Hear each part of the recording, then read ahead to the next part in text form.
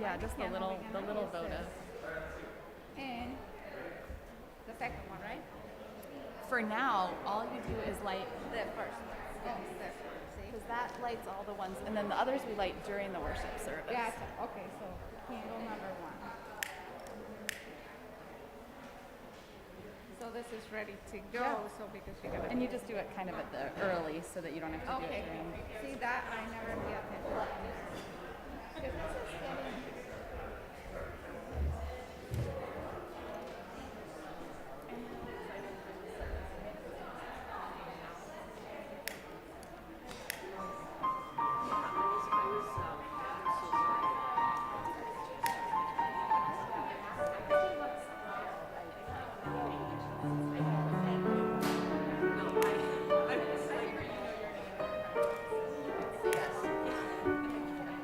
That's true. And I know, yeah, I want to make sure you feel so. Okay, good.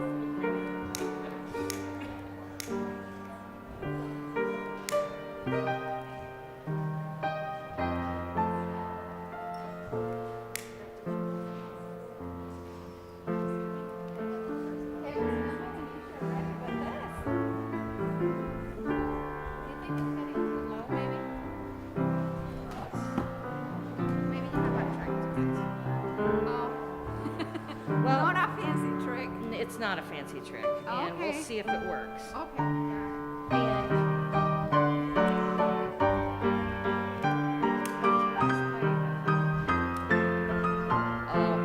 I don't know, we might need a new one.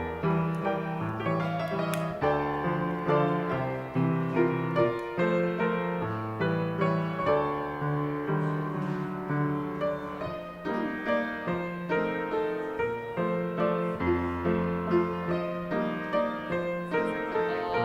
yeah.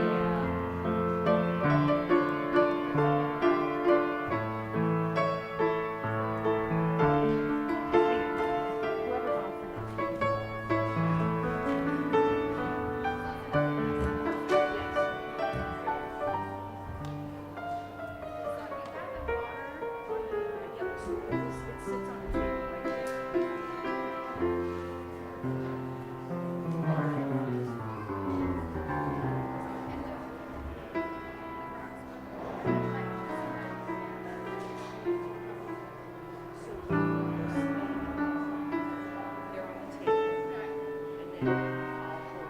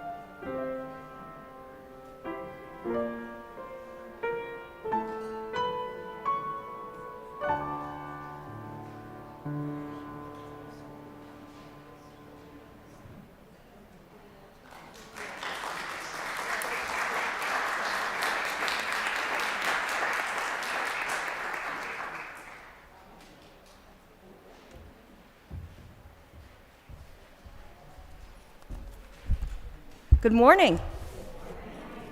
Welcome to the Unitarian Universalist Society. We are grateful to gather on this beautiful morning, both in person and online. Macy, thank you so much. That was lovely. I could listen to you play all day.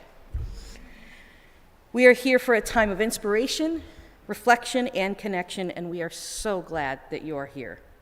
If you're newer to this community, we invite you to learn more about Unitarian Universalism in this congregation after the service. For those here in person, you can talk to a greeter in the atrium. For those online, there is a link to a visitor form in YouTube Notes that will let us connect with you. If you need to use an app or device to help you engage with this worship service, feel free to connect to the UUS Wi-Fi. We ask everyone else to make sure you're not connected to the UUS Wi-Fi during the service. I'm Brenda Linley. a member of this congregation and a worship associate. My pronouns are she and they.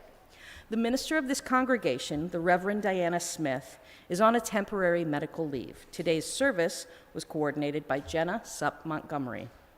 As Unitarian Universalists, we covenant together to affirm and promote 7 principles, which we hold as strong values and moral guides. This congregation has endorsed the adoption of an 8th principle, which calls us to be committed to active anti-racism. Love is the core value of our covenantal faith.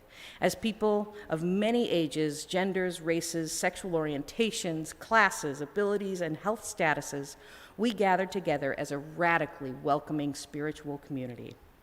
During our services, we draw inspiration and meaning from thoughtful people of the past and present, and use sources as diverse as poetry, nature, science, and personal experience.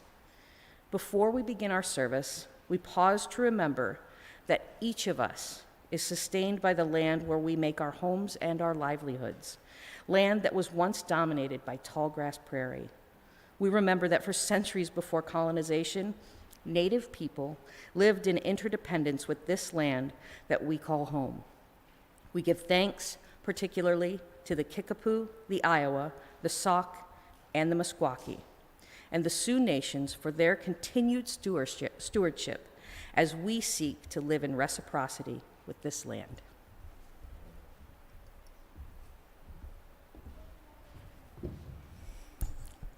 If you have come this morning with peace in your heart, bring it into this space.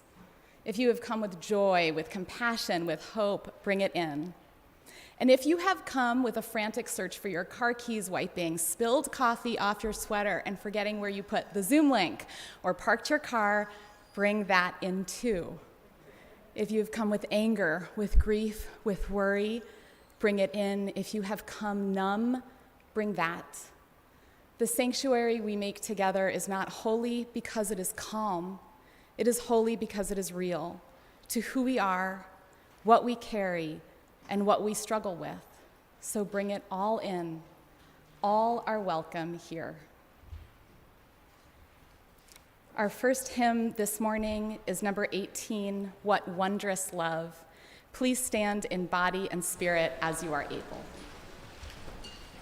All right, I know you walk in here every Sunday and you're like, what is Alex going to make us do now? I'm going to make you do some body percussion. So we're going to do this.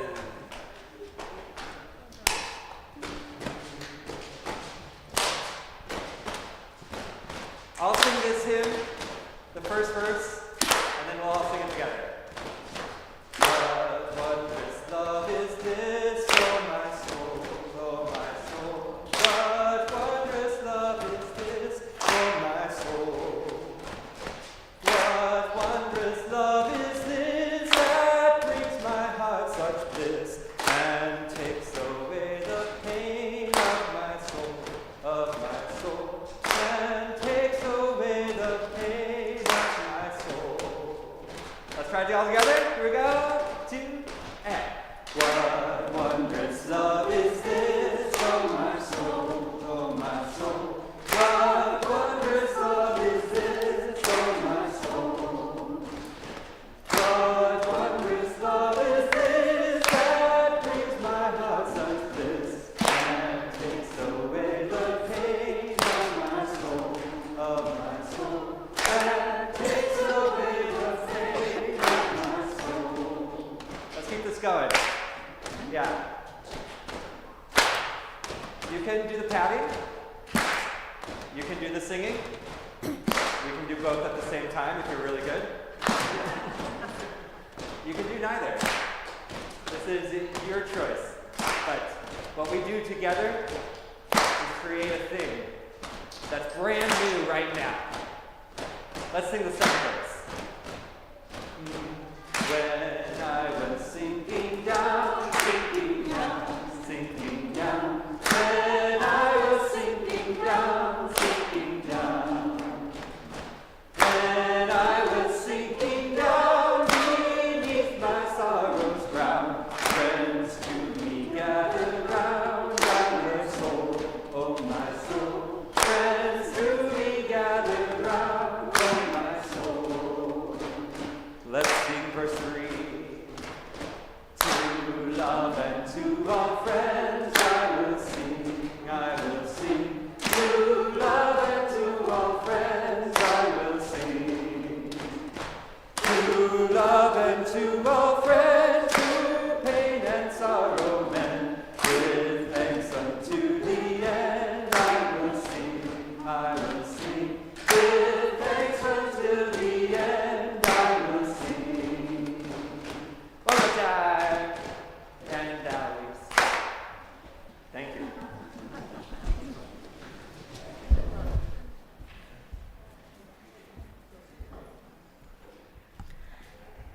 As Unitarian Universalists, we light a flame within a chalice as a symbol of sanctuary and safety to unite us in our worship and to remind us of our ongoing search for the light of truth.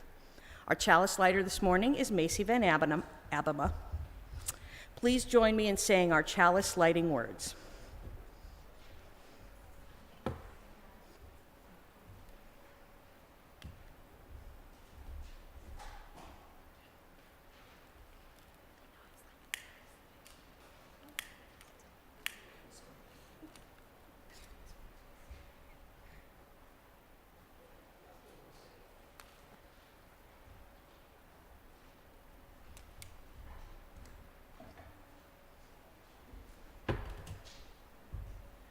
Now, join me in saying our chalice lighting words.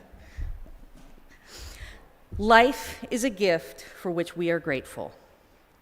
We gather in community to celebrate the wonder and mystery of this great gift. So let us now kindle the flame of our liberal religious heritage and renew our covenant of mutual love and care. Love is our doctrine, the search for truth is our sacrament, and service is our prayer.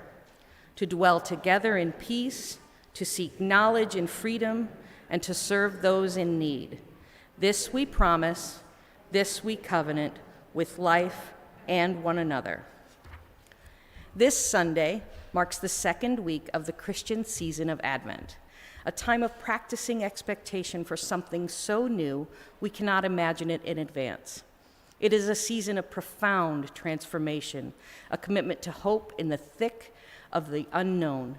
Advent celebrates light as the days darken in the northern hemisphere and shares a ritual lineage with Jewish celebrations of the miraculous light of Hanukkah and pagan celebrations of the coming winter solstice.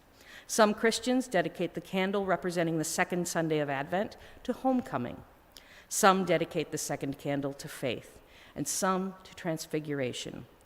Today, we dedicate this candle to a radical hope that in the chaos we seem to now live, we can be remade, and we, in turn, can remake the world into a space in which all can find home. As I light this candle, let's hold a time of silence.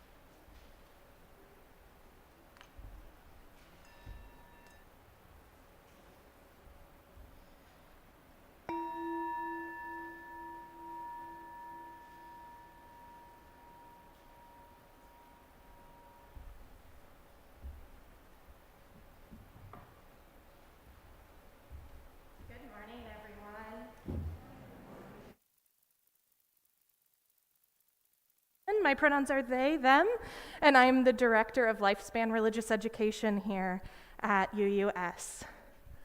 I need some help this morning. I'm going to ask some questions, and then we're going to create something together, all together, okay? I have 8 colors of paper up here, cut into 3 shapes each. They are so nicely organized. Look at this. Each color has its own basket, and each shape has its own section. So do you see any shapes in here? What shapes do we see in my basket? I see squares, circles, and triangles of this color here, of my pink basket. And each one of my other colors is organized the exact same way. Let's give each of these colors, real quick, something to do with our lives.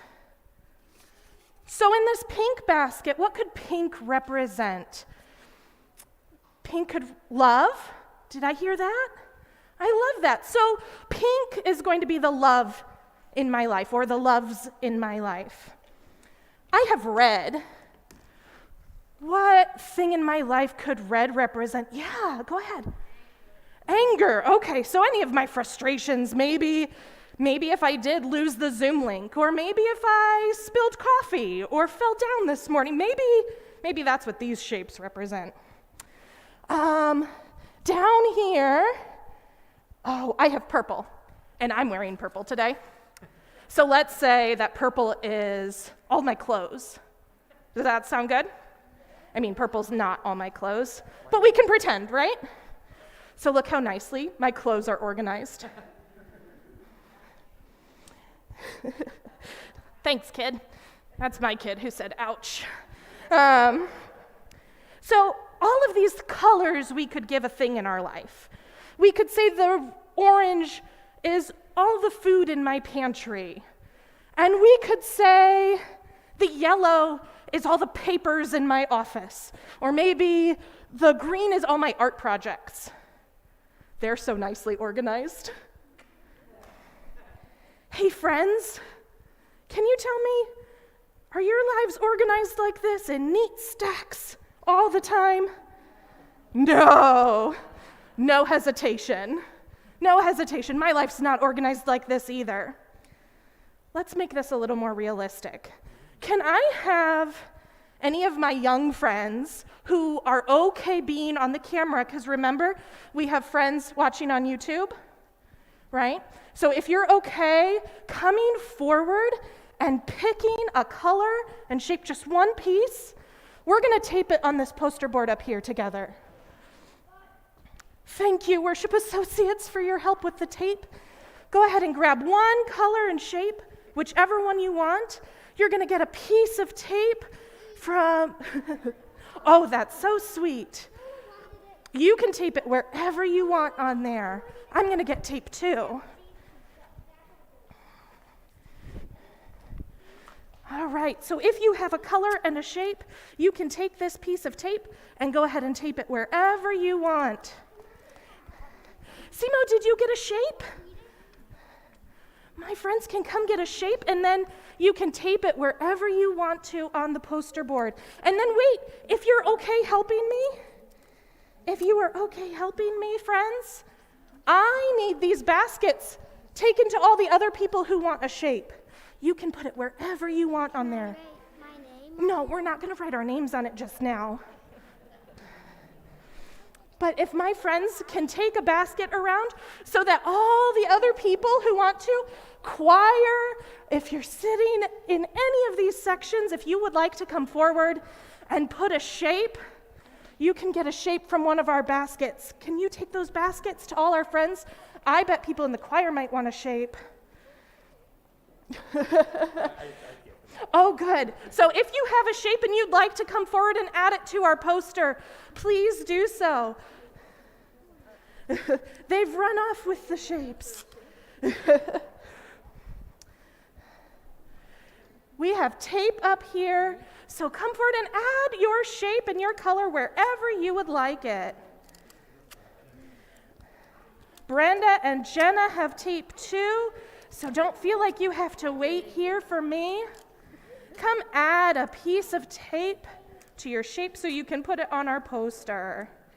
Here you go, friend.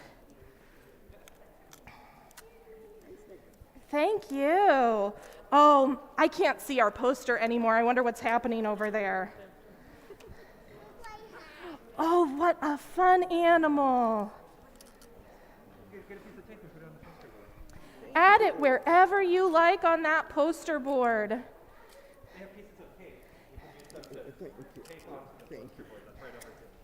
Yep.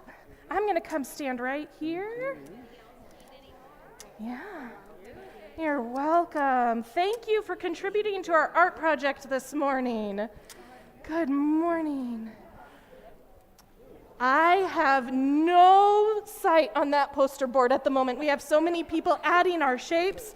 This is exciting. Oh. I can't wait to see what's happened to all our organized shapes. our triangles and squares and circles. They were so neatly organized, each in their own bin before, by color and by shape. Thank you to all my helpers who have taken the bins around. Thank you. We can go ahead and start stacking those. Do you want them the same? No. They can just start getting stacked. All right. I can't wait to see what's happening. Can I have some ideas? What do you think is happening over there? Chaos?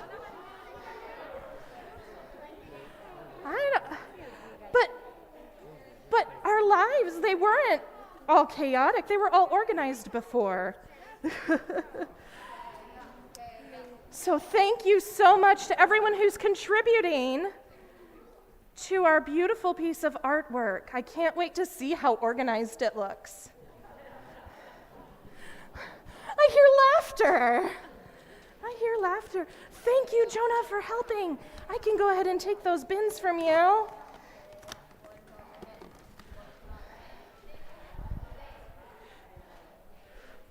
Someone caught up? Oh, dear. Oh, dear.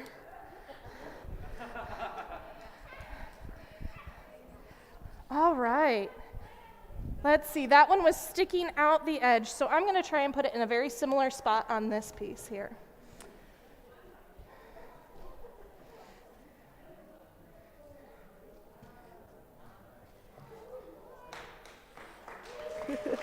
Thanks. I still see the same colors, don't you? They're not quite as organized as they were before. What do we see in this? Chaos. We see chaos, okay. What else do you see? Yeah, the realness. Funniness and weirdness. Yeah. Did I hear love being shouted out from over there? Yeah, big nod. Beauty. Art. Creation. Creativity. Chaos again. Community. Energy. I love these words. These are great words. I bet we could find some pictures in there if we tried. I bet we could find all sorts of different things in there. Thank you so much for creating this beautiful, chaotic creation of community with me. I appreciate all your help this morning. Alex, what else can we create? We can create by singing together. My friend Bonnie had some egg shakers. And this essentially is what this song is about, right? Being open for something wonderful to happen in life. Oh, yeah, go ahead. I forgot to tell people that now, while we're singing this song, any children, youth, or those young at heart who would like to join me in the RE spaces, as we're singing this song, we're going to start moving.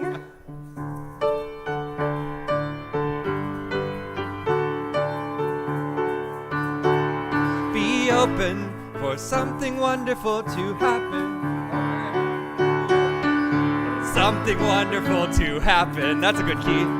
Be open to possibilities. Be open for something wonderful to happen. Be open to the possibilities. Aye, aye, aye, aye, aye, aye,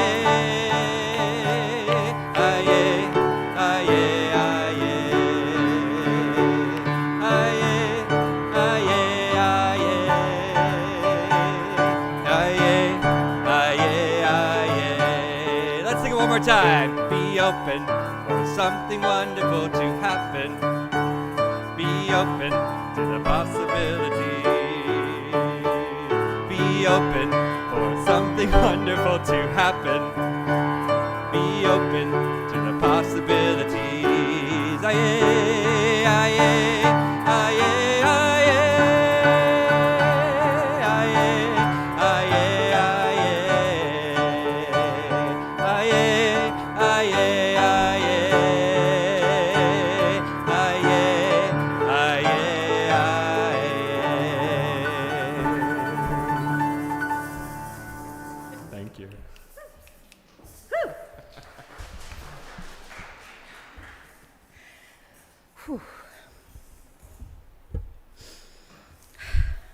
As we enter into our time of meditation, contemplation, and prayer, we acknowledge the joys and sorrows of our congregation.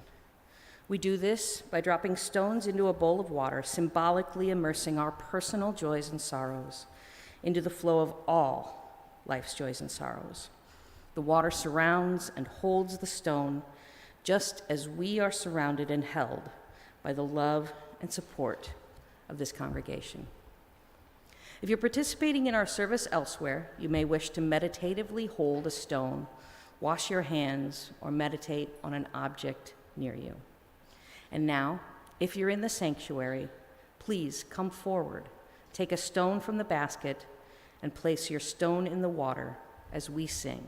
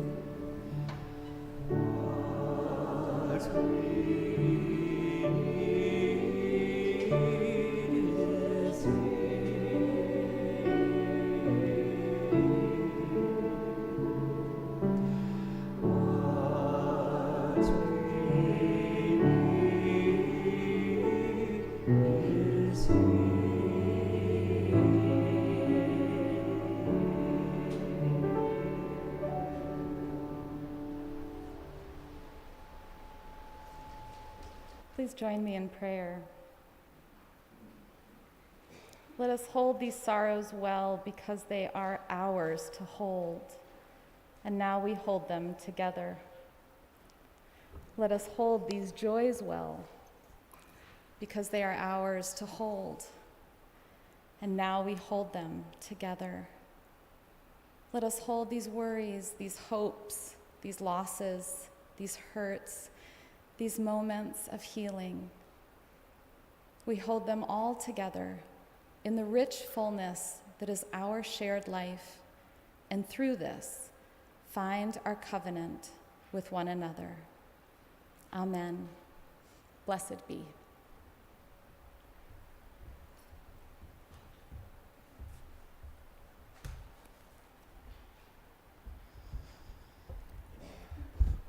The Pandemic is a Portal by Arundhati Roy.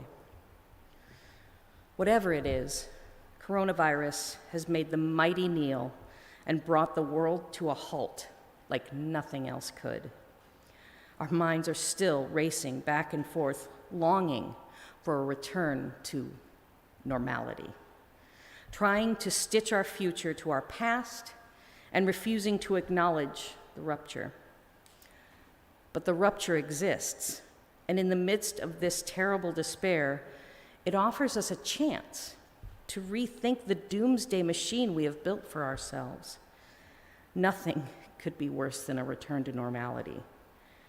Historically, pandemics have forced humans to break with the past and imagine their world anew.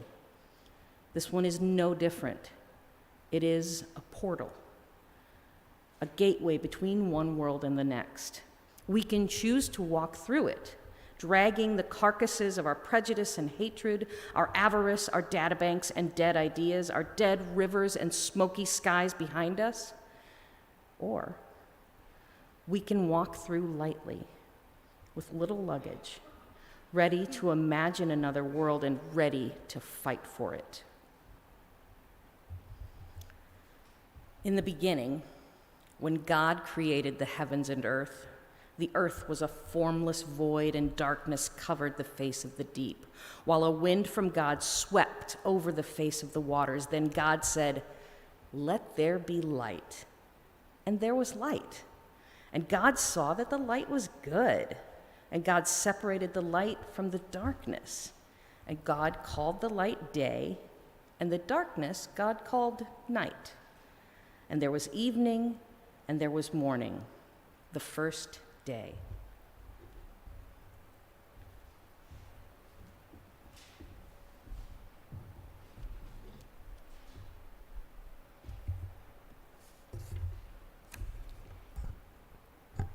I know some of you, but since my family and I just became members in September, most of us are pretty new to each other. We moved to Iowa City in 2014 when my husband and I were hired at the University of Iowa. I'm a professor of religious studies and the history of technology. We have 2 kids, Jonah and Simo, whose joyful noises have contributed to many services. And what else should you know about me? Oh yes, I hate chaos. I don't like uncertainty. I like a plan. I feel best when all the important things are in their right places, perfectly secure. I like things to be in order. I like to know what to expect. So the last handful of years have just been a pure delight. It really has been a time of deep, earth-shattering chaos. Here we are in the thick of winter holidays, Jewish, Christian, pagan, all celebrating the light in the darkness. And I feel like many of us are carrying these heavy sacks of shadows.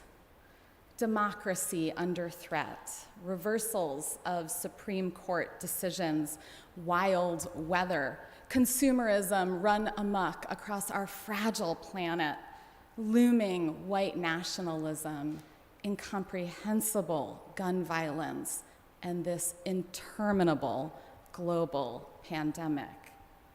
And that's just the big stuff. I don't know about you, but I feel like all the humdrum day-to-day has also taken on the tone of turmoil, professional upheavals, a mess in my home we can never seem to completely beat back, kids being fully kids, family being family, losses that haunt the holidays. We have lived so many years now in constant crisis that it just feels like where we will live forever. This disorder feels like destruction. Like the pillars of stone that upheld the world we could count on have crumbled to ash, and we are left scrambling to make sense of a world falling apart. What I really want, is a moment of suspension, a break where there is no new COVID wave crashing down around us, no new oil or gas pipeline being built, breaking, spilling, even just a moment between Thanksgiving and the winter holidays when I can send cards to people that say things like peace or joy. Just a fresh start, a chance to catch our collective breath and put things in order so we can build a world that allows us to thrive, maybe even just to live. I remember when the Indian novelist, essayist, and activist Arundhati Roy published her powerful essay in 2020 that Brenda read for us today. COVID is a portal, she writes. There we were, in the midst of madness, and her essay felt like a glowing possibility. This chance that huddling in our homes could actually serve as a retreat, a regrouping, that in the wake of this virus's destruction, we could restart, to have a new beginning in which we would wipe the slate of disease, of damage, of demagoguery, wipe it clean, take stock, shed baggage, walk over the threshold of COVID, made new, to use a fresh start to finally put things right. In this way, the blank slate of the Jewish and Christian story of creation really appeals. Start with nothing, a formless void, and then make things neatly, methodically, a clean beginning that gives birth to creation itself, all in order, day and night, life in balance. But COVID never was a clear-cut portal we could walk through. I think the really hard lesson we've been grappling with is that there is no moment when COVID will be over. We don't get a clean slate to finally cross over the threshold and poof, it's gone. We just have this ongoing, rumbling confusion. When and where should we mask? Should I test these sniffles? Did that person just cough? How do we care for each other now?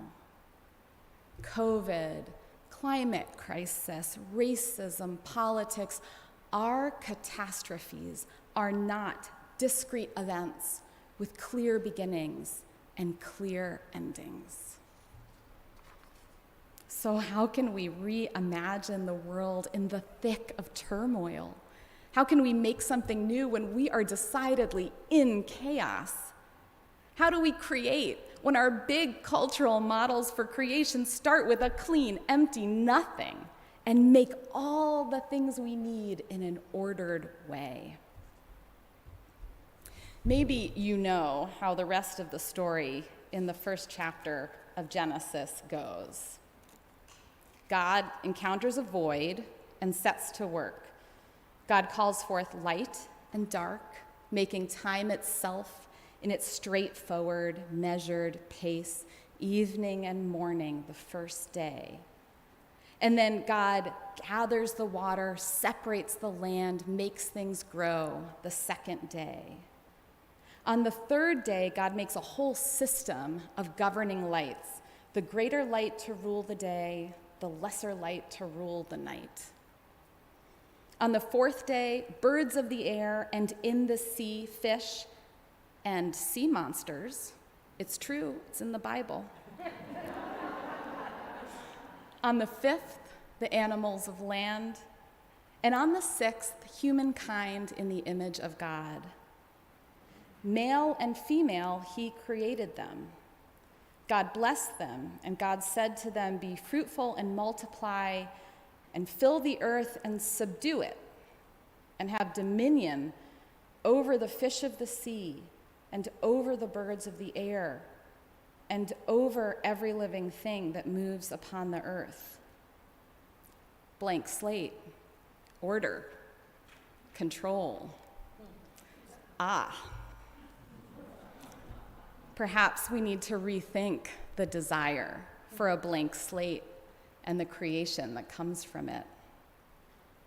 When I look around for hope, for the sources of new life, new ways to engage in the radical acts of becoming that build justice and hold love and make way for thriving, I do not find these resources in an earth subdued. I do not find them in two fixed genders. I do not find them in a bureaucracy of biological management in which all living things are dominated by humans and humans are dominated by God. When I look for hopeful creation, I find it in the experiments. The minor, messy attempts at new ways to live, our bumbling efforts toward justice, always imperfect, and also always bearing some small, important effect. Could we find any of those partial, flawed, gutsy cracks at new ways to live in our creation myths? Where are the resources for reimagining in the midst of mayhem? There are some compelling mysteries in the first verse of Genesis. Last week, Nick shared a reflection on the strange appearance of light 2 days before God makes the sun and the stars. And this week, I thought we might look at the formless void. In Hebrew, the tohu vabohu. In the beginning, when God created the heavens and the earth was a formless void, and darkness covered the face of the deep, while a wind from God swept over the face of the waters. Not so void after all. Here we are in the original blank slate where there should be nothing at all, and we find a watery deep. Almost 600 years BCE, the ancient Israelites were exiled from Judah and sent to live in captivity in Babylon.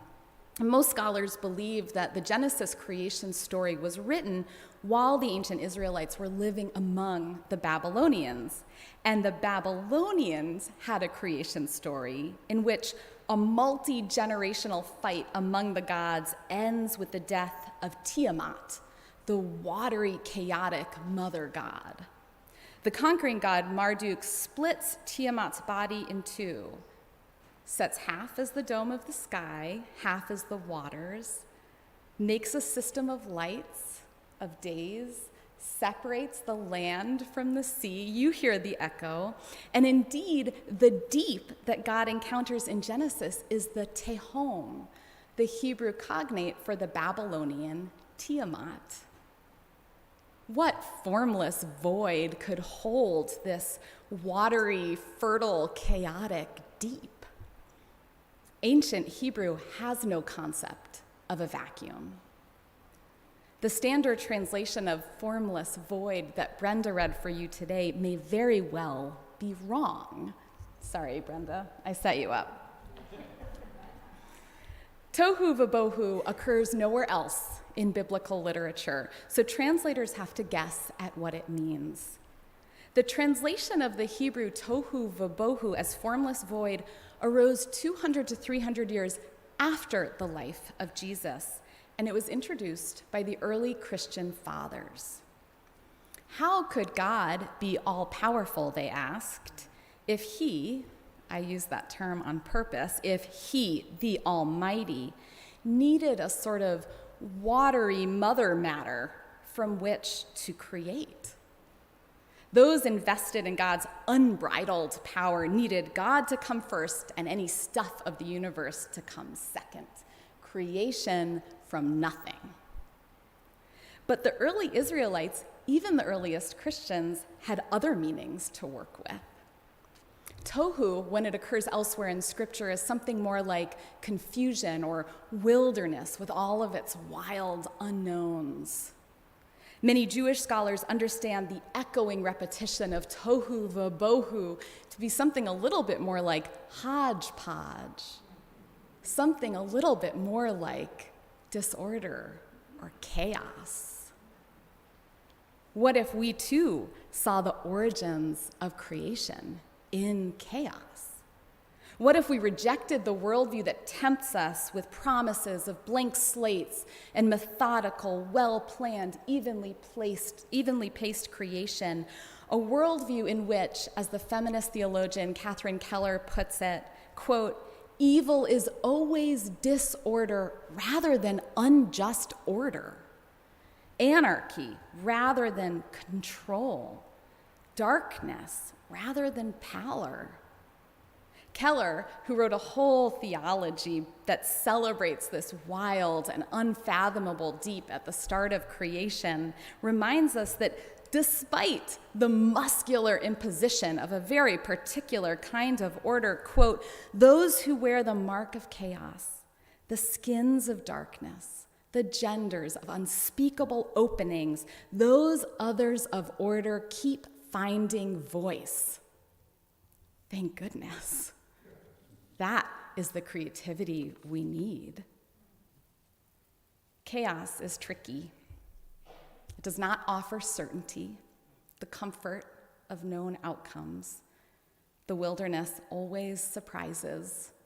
The deep is, by definition, unfathomable. But as Arundhati Roy reminds us, the known is not working. The particular pre-COVID normal we all feel some nostalgia for was a normal that, even at its best, bore tremendous harm. We may never get to pass through the portal when we've won the political battles, when we have calm and quiet to finally make things right, when we can finally know how this wild story will turn out. But what if such beginnings, capital B, were an illusion? A dream of the blank slate, the fresh start, when everything is in place for us to build the world we imagine? Or worse, what if such blank slates can only offer sanitized creation at the hands of an almighty power, a kind of creation that insists on order and control? What if instead of the beginning, we take up the possible Hebrew translation of in beginning, a constant potential state where we are in chaos, yes, but also in becoming? Perhaps we cannot help but be in this ongoing tumult, this shifting uncertainty, this deep. Maybe my messy house is not perched on the edge of disaster, it is in becoming. Maybe our turmoil is not foreshadowing the looming end of everything, but a condition that allows us to experiment in our imperfection.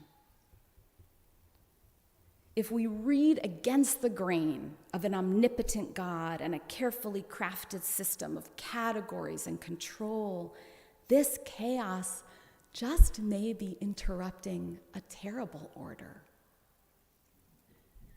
We are living in a mess, and I do not think we will walk out of it. This turmoil is painful. It is filled with loss. There is a lot to grieve, and we cannot know how this story turns out.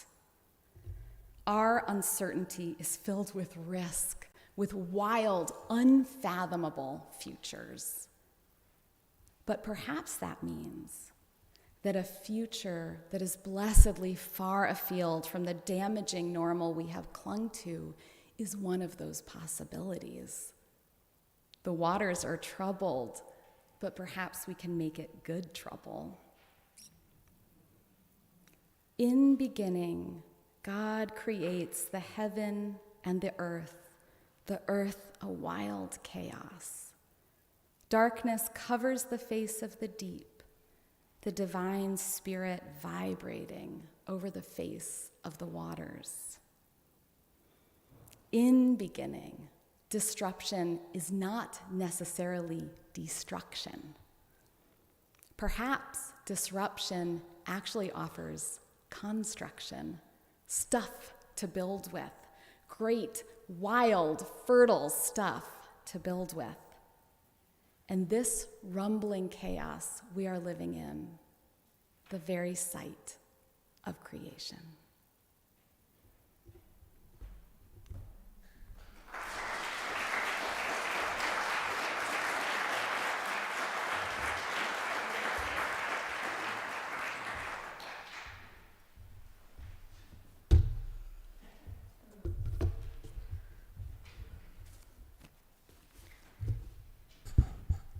How we give What we do with our lives, our time, and our resources is a reflection of our values. In response to the abundance we are blessed with, every week this congregation donates generously to organizations in the community whose work aligns with our values and principles. Our community partner agency this month is the Free Dental Clinic. At the Free Dental Clinic, part-time dental staff members work with volunteer dentists and dental students to provide free basic dental services to those who do not otherwise have access to care. The clinic offers services that are confidential and not judgmental and advocates for the medically underserved in our community. In the sanctuary, the ushers will collect the offering. All cash contributions go directly to our community partner agency. In addition to assisting our community partner, you may contribute towards your pledge to our society or contribute to the congregation to provide additional support for our operating expenses. You may also contribute by check using the memo line to designate the purpose. Or you may give electronically by following the link shown on the screen or through Realm. The offering is a sign of commitment to this free congregation, which is completely supported by the generosity of all who join us. As we give and receive the offering, may we be transformed by our giving, and may the world be transformed by our gifts.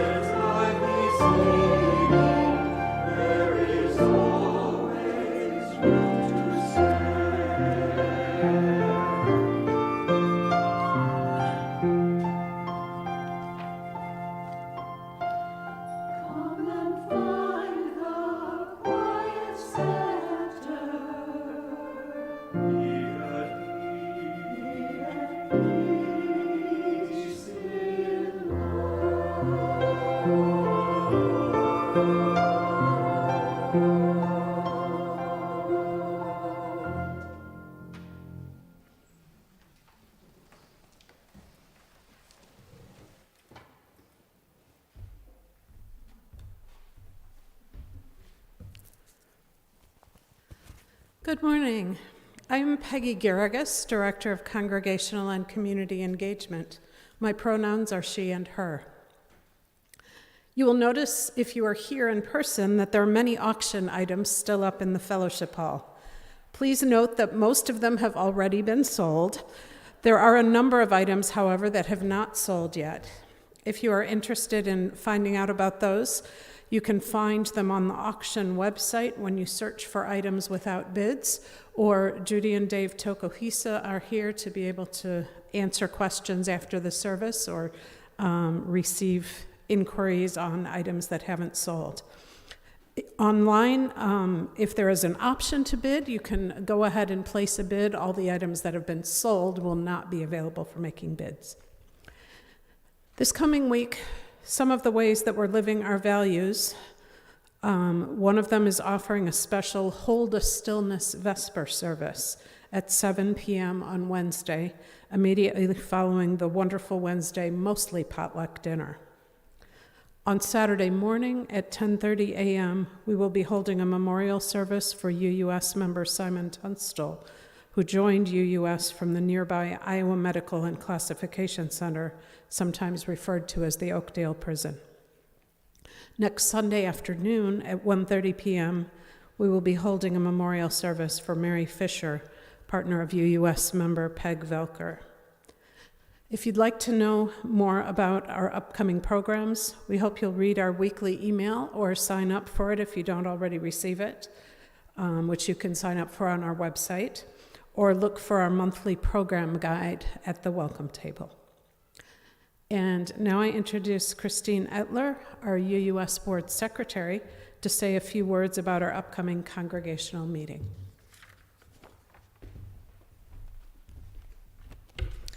Hello. On December 18th, we will hold our December congregational budget meeting after the service. We'll hold it in this sanctuary.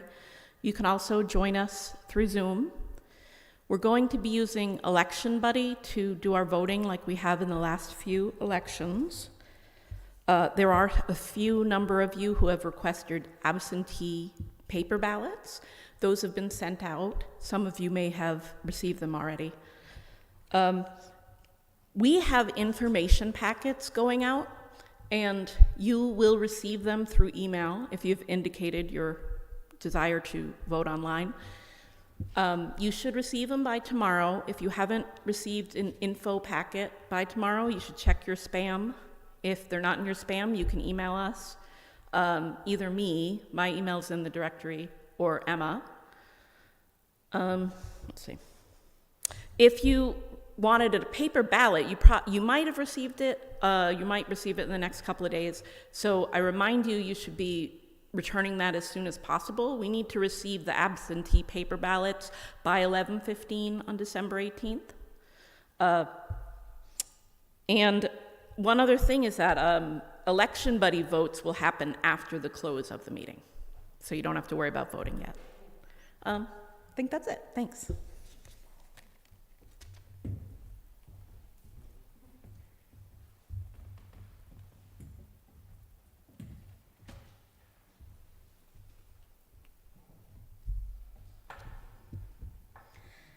May what has been shared today help us more fully affirm our interconnection and live into love and justice. Immediately after the service, we will have time for all to join in conversation and community. If you're online, a link to our Zoom coffee hour is being shared in dropped into the chat. That's what I was looking for. If you're in person, we gather in the fellowship hall for conversation. Our discussion questions, which you may want to chat about during coffee hour. How can we face chaos in the spirit of becoming? What can we make from this mayhem? And now, to close our service today, we will sing When I Am Frightened. Please stand in body and spirit as you are able.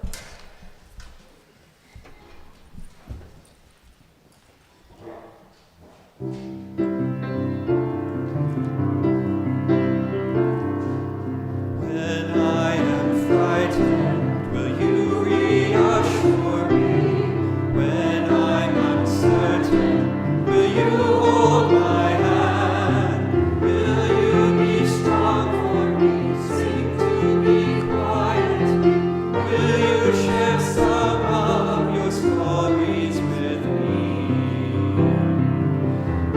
you will show me compassion, then I may learn to care as you do. Then I may learn to care. When I am angry, will you still embrace me? When I am thoughtless, will you understand? Will you believe in me? Stand by me willingly? Will you share some of your questions with me? If you will show me acceptance, then I may learn to give as you do. Then I may learn to give. When I am troubled, will you listen to me? When I am lonely, will you be my friend? Will you be there for me? Comfort me tenderly. Will you share some of your feelings with me? If you will show me commitment, then I may learn to love as you do. Then I may learn to love.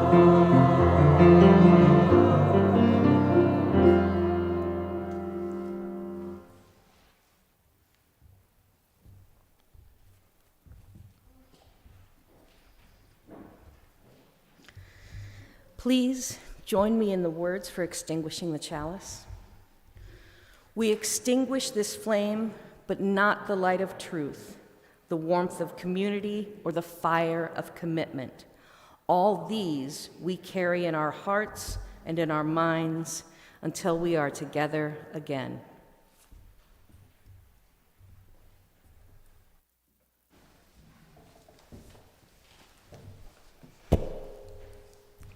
We emerge not out of, but in chaos, imperfect, just becoming. So as we, broken people, go out into a broken world, let us be guided by the words of Leonard Cohen. Ring the bells that still can ring. Forget your perfect offering. There is a crack in everything. That's how the light gets in. Do give me a second. I like to flow straight from the benediction into the singing because it's lovely. I'll speak up. Again, the choir needs to stand because so that the mics can get them. You are not required to stand. You may stand if you like. The choir has started without my telling them to.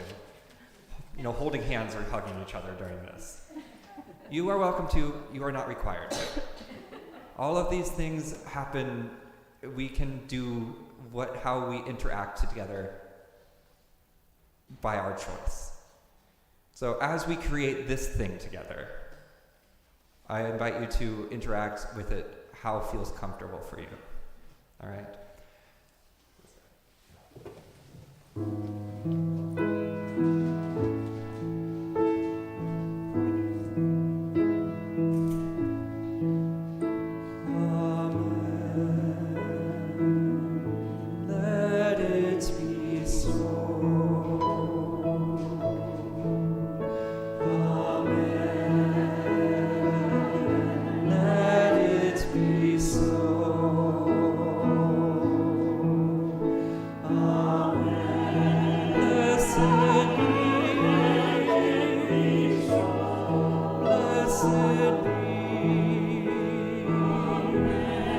Blessed be